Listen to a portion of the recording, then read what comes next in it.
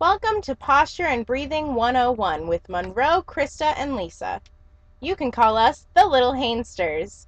Krista and Monroe are now going to start off as visual aid for posture.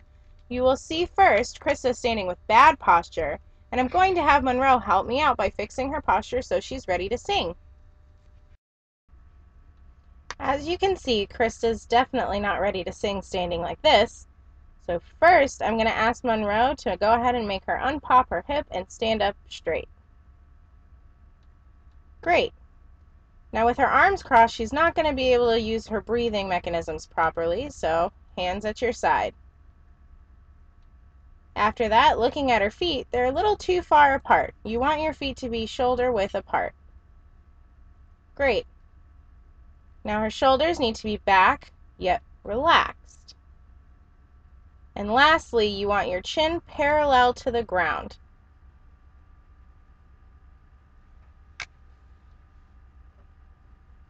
Looks great! Now this video clip may seem silly at first, but angry gorilla posture is probably the best way to describe a singer's posture. His shoulders are back, and he's running on the balls of his feet, which I didn't mention about Krista's posture, but this may make it easier to see.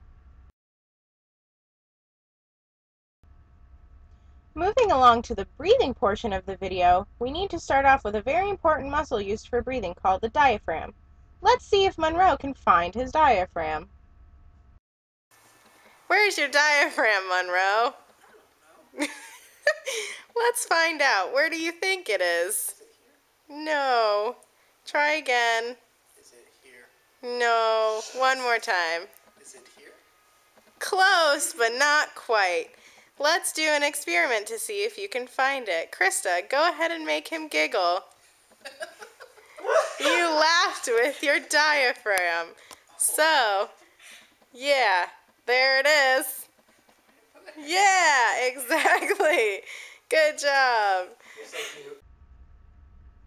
Now that we know where the diaphragm is, let's dig a little deeper and see what professionals can tell us about the diaphragm. The following video segment is called Diaphragmatic Breathing from 3dyoga.com. The primary muscle of respiration is the diaphragm.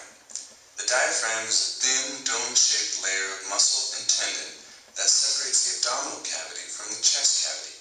It gains its shape from its attachments and from the organs that surround it, especially the heart, lungs, and liver. The diaphragm attaches at the costals along the lower rib cage, high in the front of the sternum, and deeply in the back along the spine. The diaphragm also attaches to itself via a central tendon, making the diaphragm one of the unique muscles of the body. The diaphragm uses its central tendon and its attachments as leverage to flatten during inhalation. The expansion of the ribs comes from the resistance of the internal organs to downward movement. As the internal organs are slow to move, the ribs expand to make room for the lungs.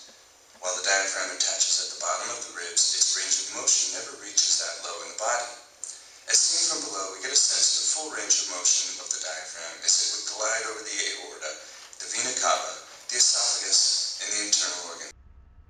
Now that we know about the diaphragm on a more biological level, let's see if Krista can help Monroe use his diaphragm the right way for good breath support while singing.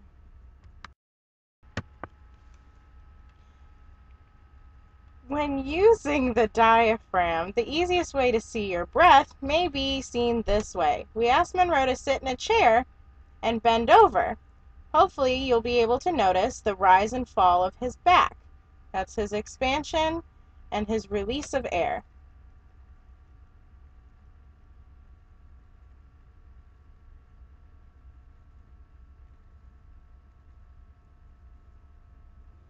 Great job, Monroe. Now, with him standing, hopefully standing from the side, you can see that his stomach and back expand and then release and come back in towards the body.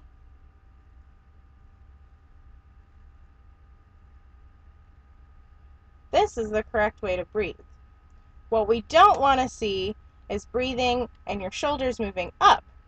So as you can see, Monroe will demonstrate the incorrect way, which is breathing from the shoulders, and that's not what we want.